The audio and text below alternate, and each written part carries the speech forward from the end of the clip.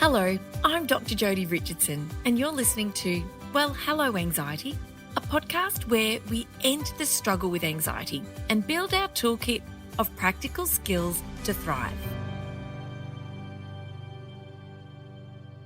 Why are we as women more vulnerable to stress, anxiety, and depression than men? And how do our hormones affect our brain function, particularly how we think and how we feel? These are just two of the questions that we'll touch on in this episode, as well as at least one practical idea about what we can do about it. Welcome to Well, Hello Anxiety. I'm your host, Dr Jodi Richardson. I'm a keynote speaker dedicated to helping people dial down anxiety and amplify well-being. I'm the best-selling author of Anxious Kids and Anxious Mums, both available via my website. And I, of course, live with anxiety, although I prefer to say that I thrive with anxiety. Joining me today is the wonderful Dr. Sarah McKay. She is an Australian-based, Kiwi born and bred, neuroscientist, speaker, author, media personality, and founder of Think Brain and the Neuroscience Academy's suite of training programs, which I really look forward to introducing you to at the end of the episode. Put simply, Dr. Sarah McKay explains the brain. Her work is brilliant, and we are so lucky to have her as a guest. So welcome, Sarah. Oh, thank you. Thank you for inviting me. I'm always delighted to chat. It's good fun, isn't it? We've already had a good chat and talked about, we've both got our pooches in the room. We're both dog lovers. So I just knew we'd get along. Oh, thank you so much. Look, as women, we are almost twice as likely to experience debilitating anxiety as men. We obviously have hormonal changes through different periods of our lives, through menarche, through puberty, through pregnancy, through perimenopause and menopause. And I've been through all of those. We experience brain fog, stress, lots of challenges that are different to men. And so it's great to be talking today about the brain and women's mental health. And so can you start by talking to us about why are we more prone to stress and anxiety? What is it about us and our hormones that make us more vulnerable? Oh, that's a really good question. And I think, gosh, I don't always want to jump straight to conversations around sex and gender right at this point in 2023. But I think to answer that question, it's really important to sort of frame the answer in how do we think about the collision of these different factors.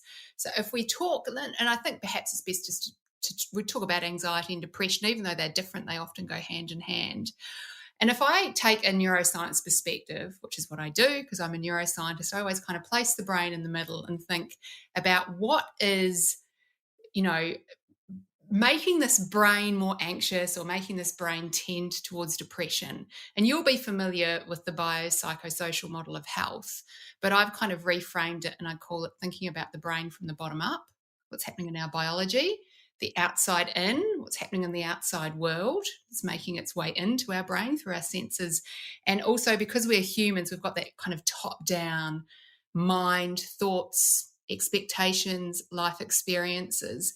And all of these factors kind of come together as like various ingredients to shape the experience that we're having at any moment in time and what our brain is figuring out what to do next and what meaning it is making of that. So if we're to look at our female biology, for example, we have a lot of signals coming from our bottom-up biology. So we've got all the stuff that all humans share, some of which is our interoception, which we're aware of. We know when our bladder's full or when we're hungry or whether a muscle in our back aches. We have particular experiences which are unique to us by our female biology. We may be experiencing pregnancy or the menstrual cycle. So we may be experiencing the physical components of that we sense, or also some of the hormonal signals which may be being released. If we're talking about sex hormones here, we're often talking about the hormones that are being released from our ovaries. And we also have other aspects of our biology which may shift slightly in response to external experiences from biological males, but we can't always tell whether that is determined genetically or whether that's determined by experiences. But if we think about the brain, we've got all these bottom-up biological signals coming in. We also have a lot of signals coming in from the outside world, and these primarily come through what we see and what we hear, and if something is close enough, what it tastes and feels like and smells like. But typically it's what we see, and that could be other people out there, our interactions with other people, our families, our social groups, the built environment, the world that we live in. We've got the rising and the setting of the sun. We've got, also making its way from the outside world in is, what we're looking at on our phone. I should just put my phone on airplane mode while I'm talking to you. What we're scrolling through, social media, reading the newspaper. So we've got a lot of the outside in world coming into our brain, and our brain is making meaning of that, also in the context of what is happening in our bottom-up biology. And because we're humans, we've also got that top-down mind. We've got our thoughts, we've got our previous life experiences, we have our expectations of what may happen. And at any moment in time, the brain's receiving millions and millions of signals from our bottom-up biology, the outside-in world, and the top-down, and kind of making meaning of that. So as women, girls and women, we have biological differences. So we've got this sort of the sex differences, and sometimes they're quite significant, other times, the differences are minuscule. We've also got the outside-in influences, and so that's more about the kind of the culture and the society and the world we live in. And some of those experiences that we have may be related to maybe more what we would call gender. So the experiences that girls and women have in the world that may differ from experiences boys and men have in the world. And then we know that there perhaps are some differences in terms of how girls and women perhaps process what is happening in the outside world and happening in our bottom-up bodies that may be slightly different to boys and men, but it's much harder when it comes to things like thought patterns and emotional responses to know whether that's driven by biology or driven by life experiences. So say we're looking at an anxious brain. Why is a biological female more likely to have an anxious brain than a biological male? It's really hard to know. Is it bottom up? Is it outside in? Is it top down? It's probably a combination of a lot of these different factors which kind of build up over time. And if we've got 1,000 men and 1,000 women, that's when we sort of start to see differences emerging. But of course, there's also a lot of overlap, because there's a lot of overlap in the experiences we have, our biology, and also our thoughts and expectations.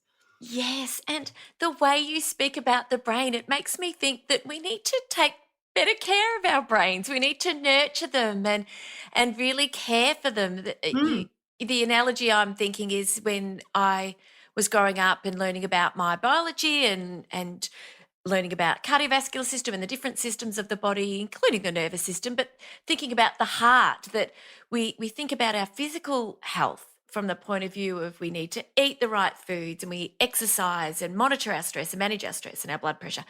And the way you've just talked about our brain and the influences on our brain, there's so many that there's something that really has clicked over with me, I think, about, well, even as a parent, talking the way we can start to talk about the brain and understand more about how we process the world around us.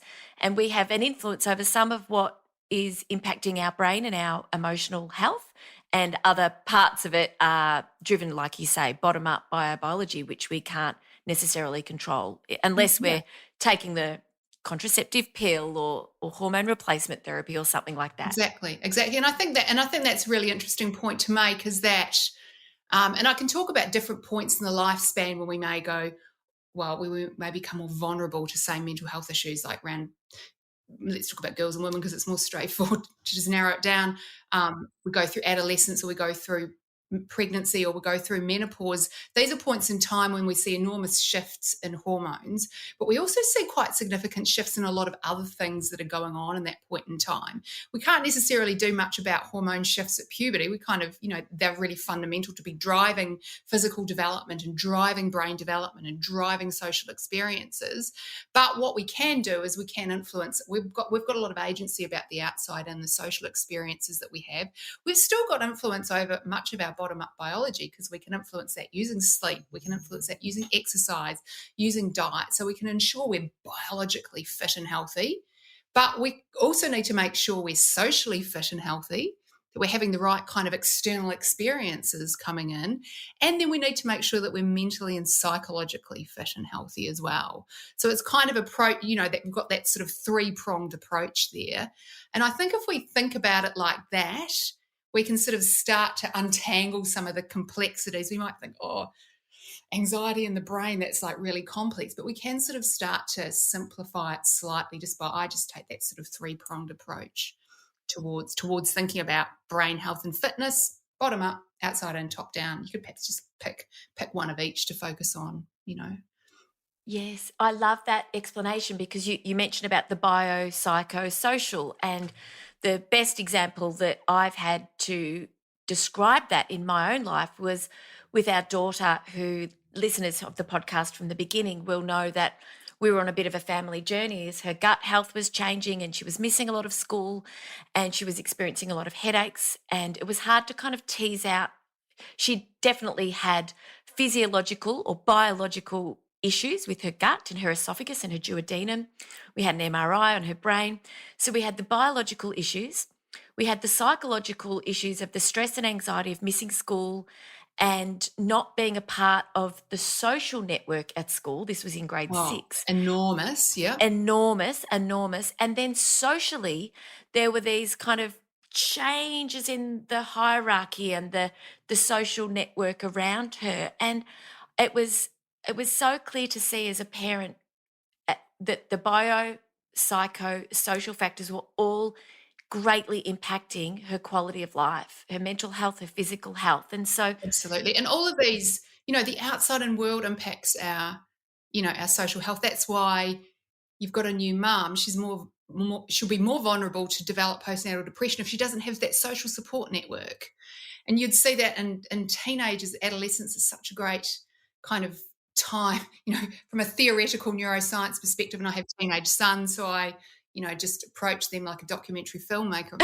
I bet they love that. But, it's so easy to blame their hormones when things start going wrong. And I think that can be a message we should check ourselves by constantly blaming hormones whenever things go wrong, because they're kind of kicking off during adolescence. Menstrual cycle, they're going up and down every month. You've got sky high levels of the hormones during pregnancy, and then in menopause when they start dropping off. So you've either got, not enough, too much, hardly any. It's going up, it's going down. We're always blaming them. And that's removing a lot of agency, and also they're not always the loudest voice in the crowd when it comes to, mental health. And if we look at teenage girls, we might blame their hormones if they're finding things difficult or they're a bit emotional or whatever, and boys. But what else is changing? Their bodies are changing. Their social networks are changing, remarkably so. Their brains are changing, and their brains are going into this very exquisite phase of plasticity when they're, so receptive to the outside and world and the experiences they have. And the experiences they're having, particularly their social experiences, are then shaping their brains. So there's a lot changing, physically, socially, psychologically, neurologically, emotionally. If we just focus on hormones and blaming them, we're not really kind of getting the full picture. And we're kind of removing a bit of agency from the person, in that, and removing opportunities for us to, build a good sort of framework around them to, nurse them through that phase.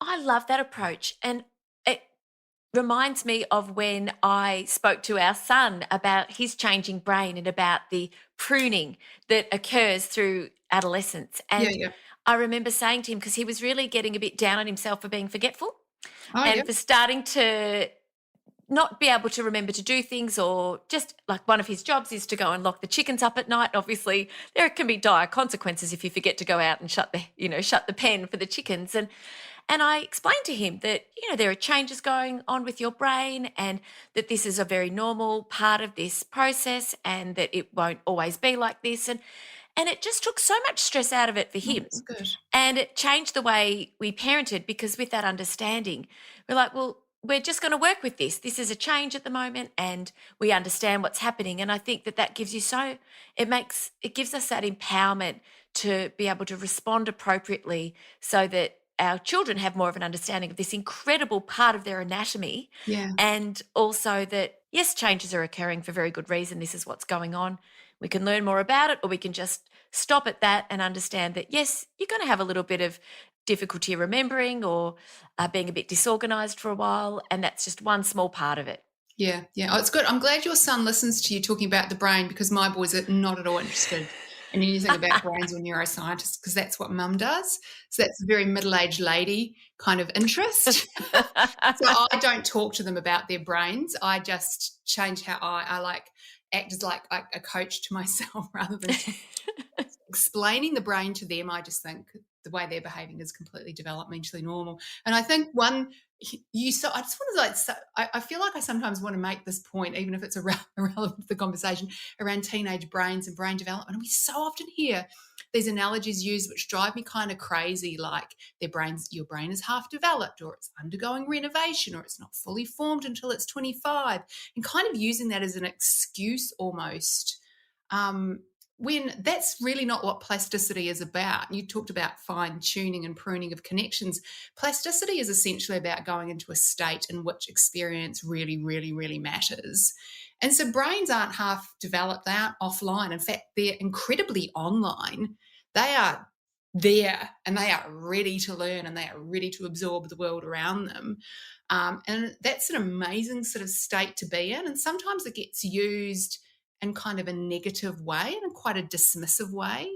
We would never say when a little child is learning to walk or going through that phase of brain plasticity when their language centres are developing, they're half developed in terms of their ability to talk, mispronouncing words. That's because their brain isn't fully formed yet. Those language centres, they're not quite adult-like yet. And we would never talk about a little baby or a toddler learning and going through that phase of absolutely requiring the right experiences to wire up in the appropriate way. We would never be so sort of dismissive and derisive and almost talk about them as not being fully developed. But we do that with teenagers, and I kind of find that sort of sad. So I would hope that people would take away that plasticity and adolescent brain development is really about their brains are extremely online and ready to absorb the world around them. They're not offline. They're not undergoing renovation. They're not half developed. They're at their peak. Yes. Thank you for making that point. It's so nice to have someone like yourself who can just change our perspective and help us think about it differently. And you've already done that in two very big ways. And we're only 17 minutes in. I know, right? So good. Relax for the rest of the podcast. That's it. We'll just call it quits now. Sarah, can you please talk to us about the changes in estrogen and progesterone and how they influence our emotional health and our mental health? That is a very, very good question, and something I delved into in my first book, Women's Brain book, because I really went into that as a neuroscientist with not much background really in women's health. Actually, I thought it was because I just had been so busy looking at other issues to do with the brain, I'd missed that. But it turns out there wasn't a lot of research on that. But we have seen quite an explosion with sort of in the last 5 or 10 years around looking at kind of aspects of sex and gender and neurobiology and how they're all interrelated. And I went in sort of asking that question, how much does estrogen in particular, progesterone's part of that as well, but it's easier just to take out one variable and just look at estrogen, does that influence how we think and how we feel? And that was really interesting. So various studies have been done, and it's reasonably easy to bring women into the research lab and throw a set of various kind of cognitive tests at them and get them to do various assessments of mood and emotion, et cetera, and then look at the day of their menstrual cycle and get kind of a gauge of whether estrogen's going up or estrogen's going down, or perhaps look at women who are on the pill who have higher but stable levels of estrogen, for example. And what is really interesting is all of the studies that have been done looking at cognition do not see very much variation at all based on estrogen level. And I think that's kind of interesting and kind of cool in a way, because that means our cognition isn't necessarily influenced by the day of the month. Great work, which I think is kind of cool and kind of good, because it means we can go forth, sally forth and do our jobs and be Yes. employed and be, engaged members of humanity, no matter what day of the month it is. So that's really, really good news. What is interesting is if you start digging into these studies, some of them might look at this particular study of verbal memory, and we might see an improved score in this set of women when they're ovulating, when the estrogen is high. But another study might look at another set of women and use the same score and find that the cognitive test didn't vary based on estrogen. So the results are very variable in there, and there's no consistent kind of sort of message falling out, apart from estrogen by and large doesn't influence cognition that much over the month. It does alter how neurons function, but the brain in some way manages to compensate for how those neurons function by not having it impact cognition in any way. And I think that's really good news. That should be something that we take on board as a good thing, because we've been so primed for years to think that hormones are bad and they're only going to do bad things to our brain. Bear in mind the time when we have peak estrogen in our life, that's during pregnancy. You'll have 1,000-fold more estrogen during one pregnancy than you'll get the entire rest of your life combined. We should start to think of estrogen as a cognitive enhancer or a sort of a brain resilience builder. It typically does good things. So that's kind of something to hold on to, because we kind of think hormones are bad, or I'm going to lose my Yes, and mind. I want to come back to baby Can brain, we just so continue. set Yes. that gender stereotyped negative message aside that we're continually telling ourselves. Emotions are something different. Thoughts and emotions are obviously completely intertwined, but if we're doing cognitive testing, we're not really seeing anything fall out there. I was really interested in having a look at emotions, so I thought, I know what I'm going to do. I'm going to go and have a look at PMS, premenstrual syndrome, premenstrual tension, I think was the old term it was used. That idea that we become more emotionally vulnerable, cranky, angry, etc. in the days leading up to our periods, when estrogen's kind of going down and progesterone's kind of sort of leveled out as well. So, I thought, there'll be a good correlation there between hormones and mood. And what was interesting, first of all, is I found this meta-analysis that looked at reported rates of PMS around the world, because I thought, we want to know how many women experience this. And that was kind of weird and kind of fascinating, because rates varied massively between different countries. France was about 10%, Spain over the border was about 30%, Australia, the US, and some parts of Asia were around 50%. And then when you went to some of the countries in the Middle East, Iran was up around 90%, somewhere between 10% and 90%, depending on where you live in the world.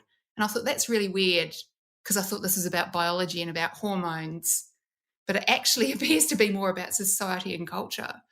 And that's what we do tend to see in follow-up studies that have been done here, and also studies that have been done around emotional vulnerability and agency during pregnancy and during menopause, when you think, it's going to be the hormones that are the driver.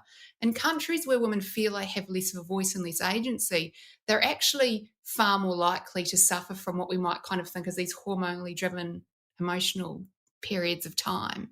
It's almost like, I'm allowed to be pissed off at this point in time because it's my hormones.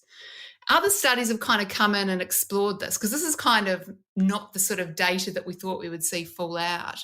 And studies have been done where women are recruited in, and they have an app on their phone that pops up every day, and they have to record day of the month, and whether you're feeling happy or sad, and there's emotional scales in there that give just as much weight and just as many happy options as neutral options as negative emotions, because we don't want a study that gives you 20 negative emotions to choose from and only one positive, because that will skew the data. Asked about stress, how socially supported you feel, and tellingly, this is not about they didn't say it was a study about PMS, they said it was mood and daily life. And when all of that data was crunched, the majority of women, around 90% of women, showed no variation of emotions based on hormone status, based on day of the month. There were about sort of 1 in 10 to 1 in 15 women who did show that variation, that typical sort of premenstrual syndrome, lower mood in that premenstrual phase, but most women didn't. which I thought was Really? quite surprising. But do you know what did influence mood? How stressed women were feeling, how healthy and well they felt, their levels of well-being. But the strongest indicator of mood was social. It was how socially supported or connected that woman felt. And we see that across the lifespan, and we see that across hosts of different studies that look to see what is actually the greatest influence here on mood, on overall health and well-being. Is actually social connectedness. So hormones are really important and useful and do a whole lot of things, but they're not always the primary driver of our emotions. However, we Yes. really want to hold on to that message that we are told that that is the case. And again, a bit like the teenagers, we've got a whole lot more agency, and we can put a whole lot of architecture and frameworks in around the social support systems we place around ourselves and other people. Can't always do everything about hormone levels going up and down. So I that for me is how I tell the story about the role of hormones and emotions.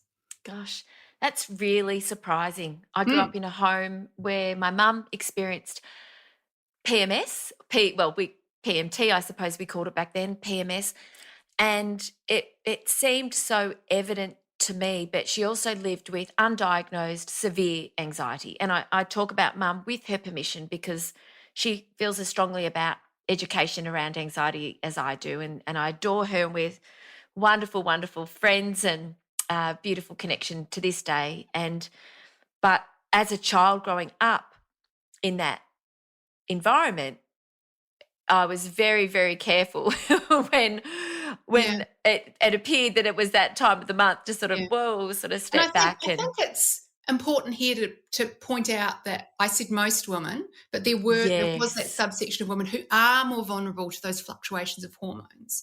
And yes, we call it PMDD, premenstrual dysmorphic disorder, is a real thing. yes, And we do see postnatal depression and postnatal psychosis rates, skyrocket in that time after pregnancy when we're going through that hormonal withdrawal. So there are women who are more vulnerable, but also we've got women who are more vulnerable because they may have other mental health issues. But the stories that we grow up with, particularly as girls through childhood, and the stories that we're constantly being fed about how our reproductive biology negatively impacts our mental health, and it doesn't matter whether hormones are up or down, we take them on board as well. And, they are another input that we have, which is influencing the meaning we're making of what's going on in our bodies. And I think it was really telling that study blinded women to what the intent was. They didn't know it was about PMS. If you did the study again, you say there's a study about PMS, the results are skewed. yes, Because it's a yes, story we've been told. I'm not saying that is for every person. There are women who are more vulnerable, but not all of us. And yes. that's a really good thing. That's a good message, because we have things that we can then do, support systems we can put in place around people. And those support systems are usually actually other people. It's interesting too, because if you grow up with somebody who has, as a parent, experienced PMDD, I just expected that to be a part of my menstrual experience. And it was. Yeah. And whether or not that was just because what I expected and anticipated and what I'd grown up to believe would be my experience of having a period, or whether or not I actually did experience it, combine that with an anxiety disorder, again, undiagnosed. And it's interesting because, fellas, you're going to love this. Fellas that are listening always love it when I overshare, but not really. But it's important, I think, for us to talk openly about all of these things. I ended up having an endometrial ablation because after having my second child, I was anemic. The blood loss was just so overwhelming and very difficult to manage. And so I haven't had a period for a long time. And it's so interesting. I have no idea where my cycle is at. And therefore, I haven't had any expectation of how my mood would change with my cycle. Yeah. And so, yeah, it's really, Yeah. really interesting. Yeah.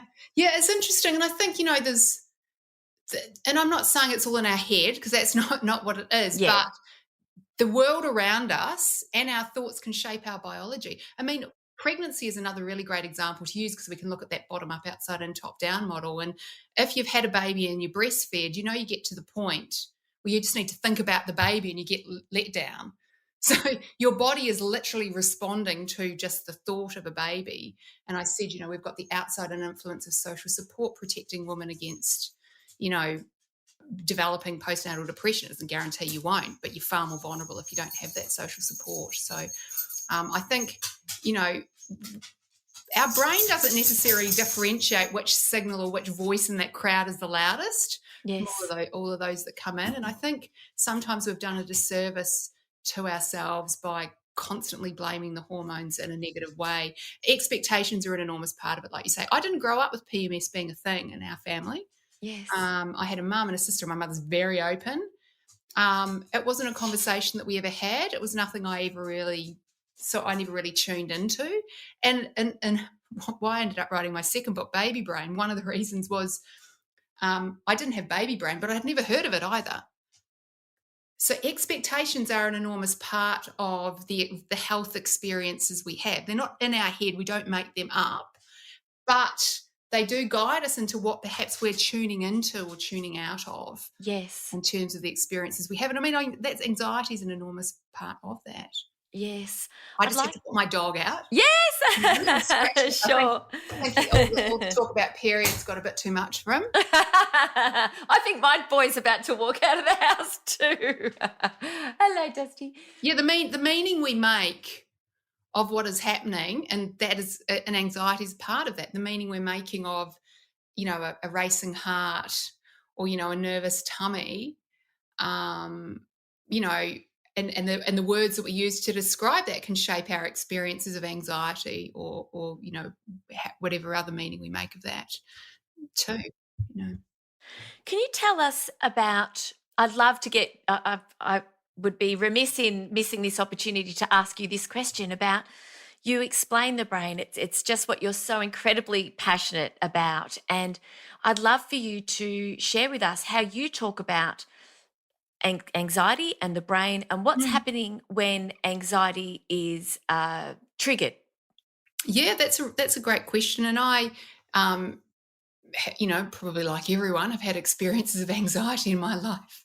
I had massive panic attacks during the equivalent in New Zealand of my HSC final exams and ended up completely flunking them all. So I just messaged anyone out there who's got kids going to HSC. I ran out of my final biology exam, still ended up getting in a, kind of a compensatory mark, which was really good. But I was an early adopter because back then my GP was like, I've never seen this in a teenage girl before, back in the early 90s. I was so ahead of my time. But, and I've had other, like during, those the COVID lockdowns and kind of other times in life when it's been very uncertain and rocky and, I've felt I haven't been fully in control. I've had experiences of anxiety. And even now I get a little bit of, if I have too much to drink, I do wake up with anxiety the next day. And that's interesting because I kind of neuroscience myself out of that because I know the alcohol has put my body into a state of kind of hypervigilance and higher stress, and my upset tummy and my racing heart as a result of processing the booze, yes, like wine or whatever, give me the impression that something really bad is about to happen. So, the biological signals that we're receiving from our body and the meaning we're making of them is a really big part of that. So I just always go back to put the brain in the middle, and we've got the bottom-up biological signals and what meaning are we making of them. We've got what's the context of what is happening in the outside-in world. And then, we've got our previous experiences, the kind of how we're kind of framing our physiological responses in the context we're in. And in some of us, maybe we have generalized, a state of kind of generalized anxiety. We're always kind of hypervigilant. And correct me if I'm wrong, but I always say it is someone with a generalized anxiety, it's almost like they're kind of scanning the environment, looking for a hook to hang their hat on. That's what the cause is. Yes. Because they're always kind of in this state of anxiety. It's like, the next kind of thing that comes along, that's kind of what it is. Okay. So that's kind of causing me my anxiety. Whereas maybe it was more of kind of a biological hypervigilance that person got into. Yes. And we've got there's different types of anxiety. One of the anxieties I wrote about in and it's an umbrella term, right? But there's going to be lots of reasons why you get yourself in this state of anxiety. I was writing about this in my book, talking about particularly for your first pregnancy and your first baby, you're in a state of hypervigilance, and Mother Nature, evolution has kind of primed us into that state, because especially for your first baby, you do not know what is going on. You've just given birth to another human. Everything about you, your body, your mind, your brain, the world around you has changed. You've got another whole human to look after. And it would be really kind of useful if you kept that little human alive. And so everything in your body and your brain is primed to keeping that human alive. And that is to constantly be scanning the environment for things that may go wrong. And so your heart rate is up. All of your physiology is tending towards hypervigilance. And so you're doing everything you can to kind of keep that little baby safe. Now, that may or may not develop into postnatal anxiety, but that hypervigilance, especially during the first kind of few weeks of first-time motherhood, is quite a natural biological state to be in. And so one study I wrote about in the book, and I thought, I wished I had known about this when I had my first son 15 years ago now, was that these intrusive thoughts, these catastrophic thoughts that we have about our baby falling down the stairs or falling out the window or just falling on the floor are incredibly common. So I remember we had we were in an apartment building, we had a balcony, we were on the second level and we had a balcony, beautiful view out the balcony. And I remember I was too scared to carry my new baby into the room that had the doors going out to the balcony. I was like, he's going to fall off the balcony. If I even go within 5 meters of the edge, I'm sure he'll fall out of my arms over the balcony. And that is an incredibly common experience, which is not necessarily anxiety, but is the hypervigilance of first-time early motherhood. Now, we've kind of been biologically primed to get ourselves into that state. And so again, the thoughts are kind of there to keep our baby safe. Our body is sending all of these signals to our brain that we're in a hypervigilant state. We're probably very underslept. We may not necessarily have the right social support networks around us to say, hey, actually, this is normal, this is okay. And so then the brain will, respond with high anxiety. Whether that carries on and turns into like a clinical issue, I think is when, we need to kind of be aware. And the studies have sort of shown it naturally kind of declines by about postnatal week 7. Yes. But it's if it carries on, then that's when you need help. If those catastrophic intrusive thoughts of the harm coming to the baby, you can't sleep when the baby sleeps, you're never kind of down, you're always on, then that's kind of when the problems arise. And again, that's a biologically primed state that we are in as a consequence of having had a pregnancy and all of the kind of changes that have been in play. So there can be lots of different kind of bottom-up, outside and top-down signals that can kind of coalesce, like I say, all the little bricks in the wall to build this state of anxiety. Yes. And like you say, it's there because we are responsible for the safety, the health and safety of our beautiful little bubs. And I remember that dawning on me when I first had our son nearly 15 years ago, our firstborn, and of course, with the feeding issues and various challenges around that, just feeling this overwhelming sense of I am responsible for keeping this infant alive, and I don't know if I can do that with all these feeding issues. Yeah. And there's a lot of shoulds. There's a lot of top downs that we've absorbed throughout our lives about how we should be in that moment as a mother. Yes. It's just such an incredibly vulnerable time. Yes. Almost one of the most vulnerable times in life, I believe. And so, that just that state that we're in and those early days of motherhood, and everyone that's gone through it, you just remember what it was like. Oh. I remember my oldest son, they do the heel prick test. Yes. And I remember, I remember that it was maybe on about day 2 or something. And I remember then, and I didn't feel particularly concerned or worried about it. And I kind of knew it's fine, and I was always pretty kind of chill about things. And he screamed and I felt like my soul turned inside out. My heart had been ripped out of my body. And it wasn't even it was just a little heel prick. And I remember thinking, oh gosh, I remember, my husband had a sore back, and I'd be like, oh, I feel sorry for you. I thought I was experiencing empathy. My dad had to have both his hips replaced, and he'd limp around the house, and I'd be like, oh, it must be painful. But I just thought, Yes. it was very cognitive. But this feeling I had when my baby has heel bricked was like this biological, like overwhelming pain to the depths of my soul. Yes. And I can see how that kind of response can be so. Now I've intellectualized it, and I look back and I can see that. But at the time, I didn't know what had happened to me. And it would be so easy to see how that could happen again and again, and you just would feel out of control and not know what is going on. But really, it was just that, my brain changed during pregnancy to prime me to care for my baby. That's right. And Mm. one experience, well, an experience for a number of women, not only thoughts about harm coming to their baby from the outside, but thoughts of harming their own They will harm baby. their own baby, and Yes. that is just as common. That you and they are frightening, because you Oh, won't do it, yeah. but the thought comes into your head, and that is really, really, really scary. And I approached new parenthood like I do most things, in a very nerdy way. Approached conceiving, and then I went to all of the classes and I read the books. And because I'm a scientist, I didn't get overwhelmed with differences of opinion, because that's what science is like. So I'll take that on board and I'll ignore this. I went to all of the classes and I did all of that, and they never really talked about those feelings of this fear and the, not paranoia, but I could see how it would easily turn into that.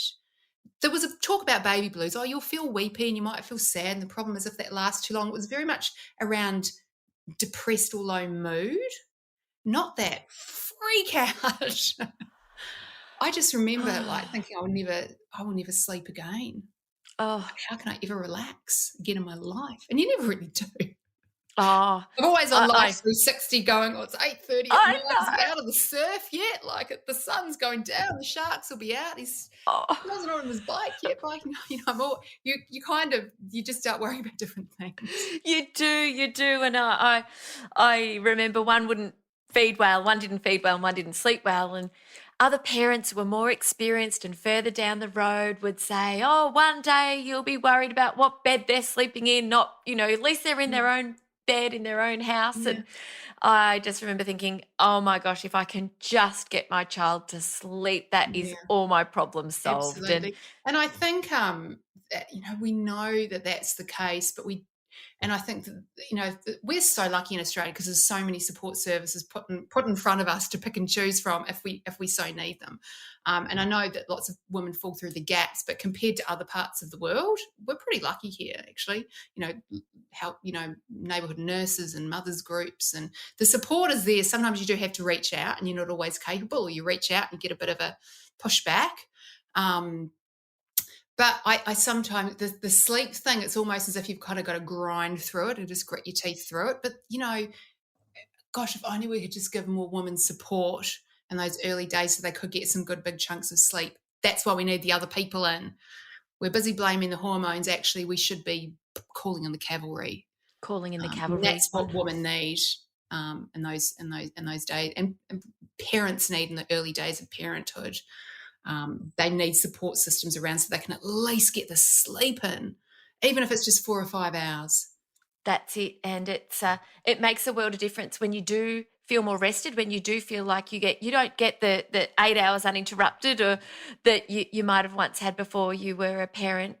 But if it's your first child, but consecutive hours of sleep can be the difference between really getting through the day and being able to regulate how you feel and being able to be present and responsive. It's really important. And what we think is important at the time might be when we could nap. And I was there too. I was like, well, I can't nap because I was in this vicious cycle of supply line feeding. And that was really not a decision I would make again, but my anxiety driven, I've got to do this for my child, was overwhelming. Yeah, and we have so many shoulds and expectations about how we should be mothering. And, we're just we're not gentle with ourselves. And that's why I like that word matrescence as well, because it recognizes it's a process. It's a process of learning. I hate to use the word journey, but Yes. you don't have a baby and go back to who you were. Your body doesn't go back to who it was. Your brain doesn't go back. You are now a mother. But gosh, that throws your life up in the air and falls down in pieces. You It have to kind does. of put yourself back together again. And it's only now looking back, I can see that. In the middle of it, somehow and all my reading and research that I did, I kind of missed that part. Maybe I thought I'll be fine. I'm usually fine. That bit will work out. I'll be okay. I'll be I'll be okay. okay. If I can do Before it, anyone can do it. Before we talk about your new book, Baby Brain, and where people can get in contact with you and work with you and obviously undertake your courses online, I did flag earlier this idea of baby brain and this foggy brain that some women will experience. And Yeah.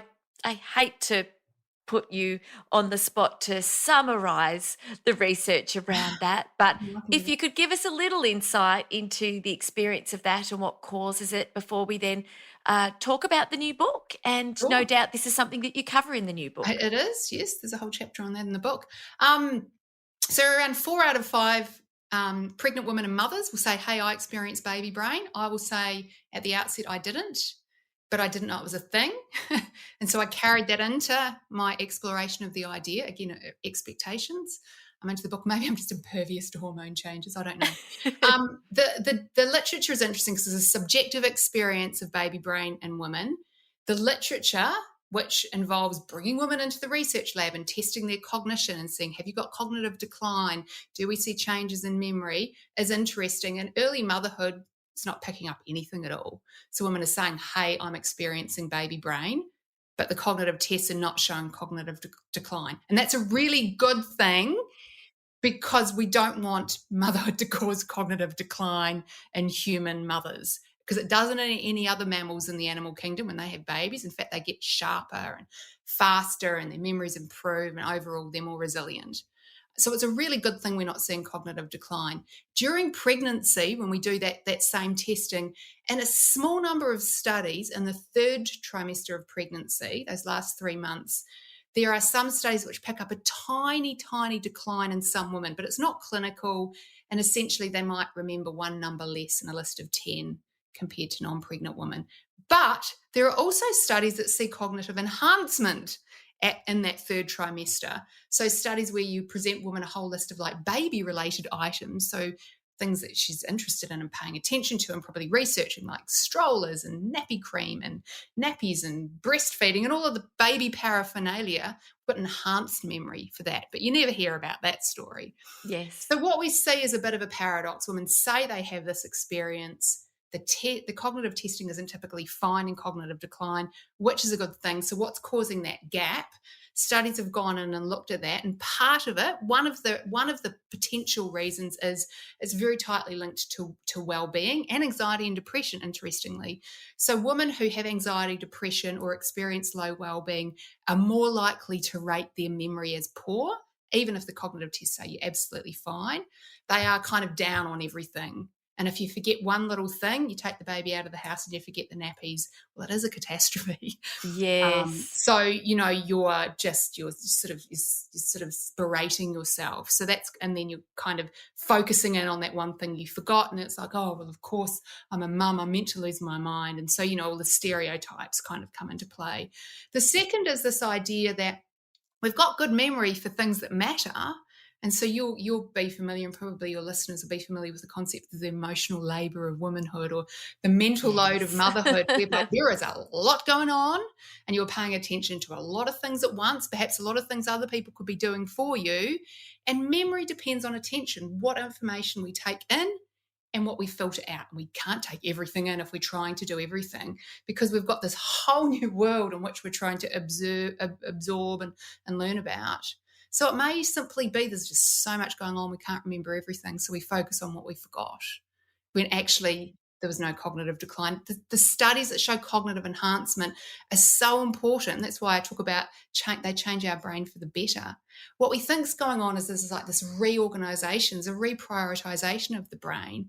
And our brains get really, really good at things like empathy, theory of mind. They undergo significant neurological transformations, those parts of the brain that are involved with what other people think, what other people feel, primarily that little baby. You become very, very primed to learn to read your baby's cues and cries and respond to its cuteness. You almost become absorbed and preoccupied with your new little baby. And your brain is very, very, very, very, very good at looking after that little baby. We kind of talked about how that may play out. But our brains have been, Mother Nature's mandate is for us to ensure the survival of our newborn. And so everything is focused in towards that.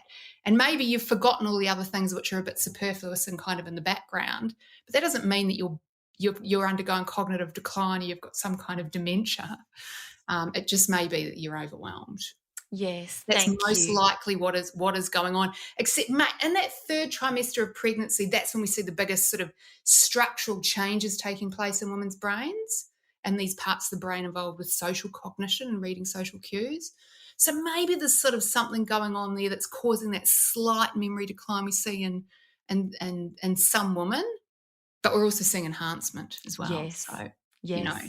We've just got to start telling a different story. We do. We have just spent so many years being told our reproductive health has a negative impact on our brain, whether it's puberty, pregnancy, menopause.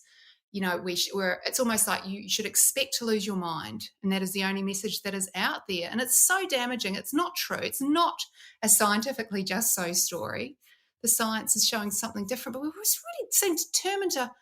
When I tell people that the tests do not show cognitive decline, some of the people are really disappointed and disbelieving. Like, this is really good. This is actually a good thing. Yes. You don't want to experience cognitive decline. No, that's right. Why would you want that to be the case? It is not the case, but we just want to hold on to this stereotype about this mumsy, ditzy, brainless stereotype, which is so old-fashioned and so damaging. It is. So that's what the book is about, and all of the other wonderful things that the maternal brain, the parental brain, father's brains, grandmother's brains, carers' brains, and how we sync and interact and link up with our little babies' brains, and how, we carry these positive adaptations through the lifespan. Honestly, it's a book that's released on the 26th of April, and it's something that all of us who are partners or parents, for the fellas, for the grandparents, carers, mums, it's something that I could not recommend more highly because your work is exceptional. Thank you. And what I have done for the frazzled new parents, you don't even need to read the book. Here's the little secret. At the end of every chapter, I've written what I call the gist. Just sort of 4 or 5 bullet points summarising main ideas. So you can buy the book and just get the, just get the gist. Just get the gist of it. I didn't want anyone to go, I've got to read a whole book to get the hold of this. Yeah. So there's little summaries at the end of every chapter for those who are feeling overwhelmed enough already. We don't want to cause more, but I want to change people's minds about what baby brain is, but I don't want to add another burden. That's it. Well, it shows how deeply you understand the needs of new mums and new parents. Quick fire question before we talk about where to contact you.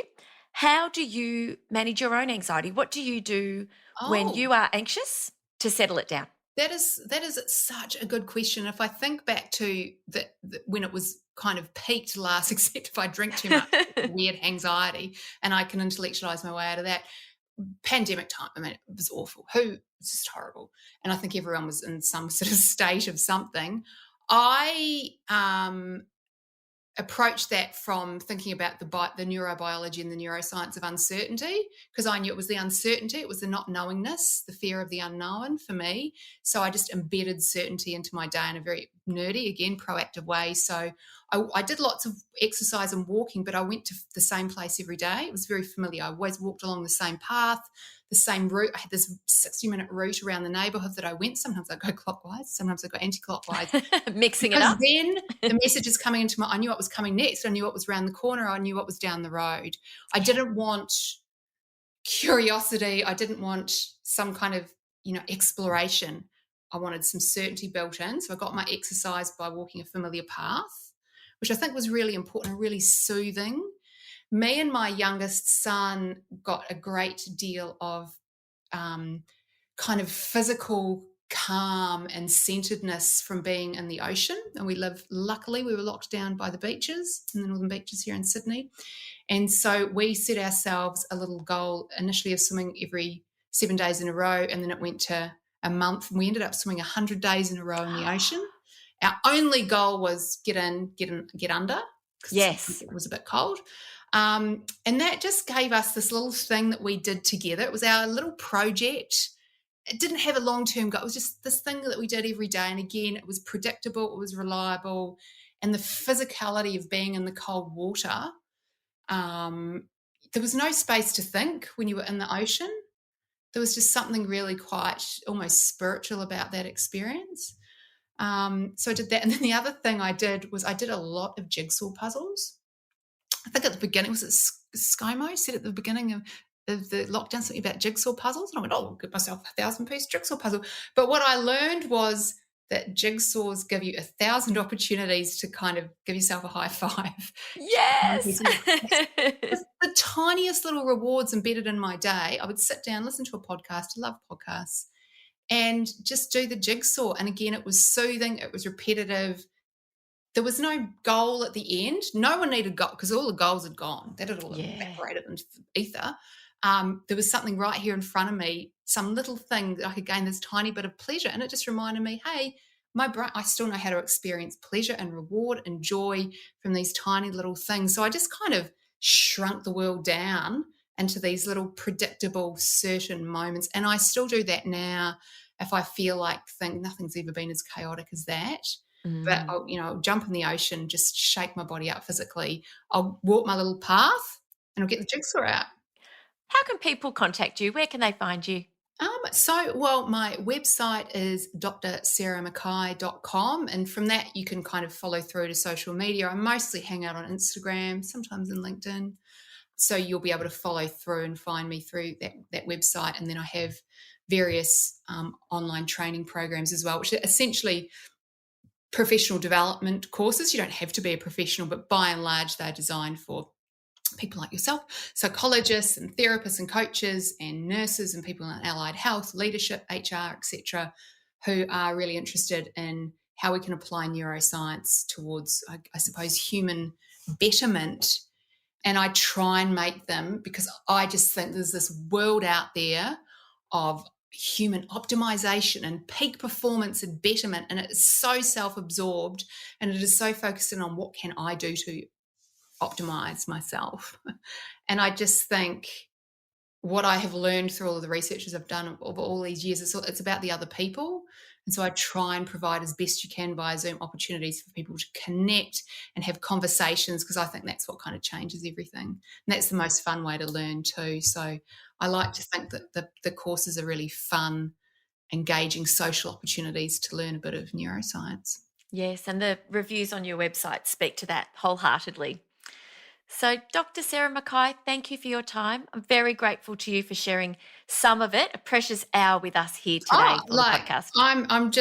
I love doing a good podcast, so it's a joy to me. It really is. Thank you. Thanks. And thanks for listening. Thank you for joining us. And I will see you next week. Bye. Thank you so much for joining me for this week's episode. If you enjoyed it, please subscribe and leave a review. To keep the conversation going, I'd love you to join me over on Instagram. You'll find me at Dr Jodi Richardson. Also, if you'd like a copy of my free 5-day mini email course, Calm Your Anxious Brain, then jump over to my website, drjodirichardson.com, and you can sign up down the bottom. I've really enjoyed having your company. Thanks so much. See you next time.